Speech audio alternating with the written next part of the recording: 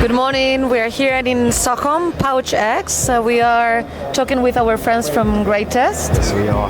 My name is Shakira Medalia, guys. I represent Greatest UK and EU. Nice. Thank you for the intro.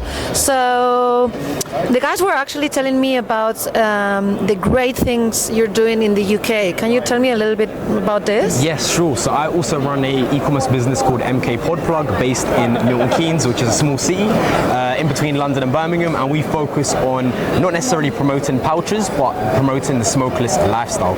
And this is where Greatest come in. I aspire to be the greatest of all time, which is why I joined this brand. And we are focusing online in terms of social media on education on pouches, as there's not a lot of education going on in this industry, and I think it's very important that people understand the negative effects that come with nicotine pouches. Yes, this is a positive thing to help people quit smoking, but with anything, if you abuse it too much, there will be a negative. So we primarily focus on TikTok, Instagram and YouTube Shorts, and what we do is we built a very strong community around pouch users that will ask us questions about, example, what is the best MG to start with, if that makes sense, or what causes gum recession, which are big questions that are not necessarily in the world market, if that makes sense. Sweden is currently the only place with that data, unfortunately, but we're quite big now. We have 14,000 followers on TikTok, and we are, I'll be honest guys, taken over by storm, changing the industry through education, which is very, very nice.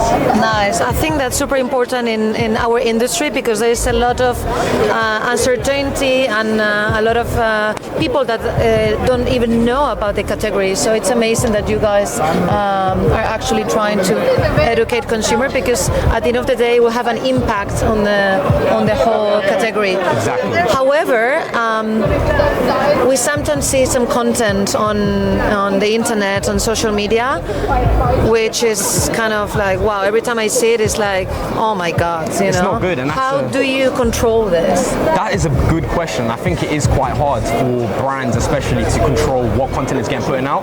If it's a dedicated content creator for the brands like Greatest, then yes, we have our systems in place to basically guideline what is suitable as content. Because I'm sure people have seen the biggest issue is a lot of the content is almost tailored towards the younger generation, which is now 18 and below, which is not necessarily a good thing. And we're in a hard situation where social media is about that. You don't have any restrictions. Anybody at any age can see whatever type of content. So I think it is possible to control it. However, you can't control what consumers do, if that makes sense. However, what consumers do on their own behalf doesn't represent the brand. However, the people that are under Greatest are all responsible in terms of how we educate and market. And I think, example, MK Podplug, us doing education is leading by example. Yes, yes. Actually, one of the key focus points for GINN is to ensure that we set up the standards of the industry. Exactly. I think we have a great opportunity, a great test opportunity, yes, to really lead by example and avoid the mistakes that were committed